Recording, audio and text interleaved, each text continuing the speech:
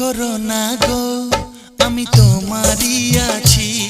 এ জীবন মরণে আমি তোমায় ভালোবাসি।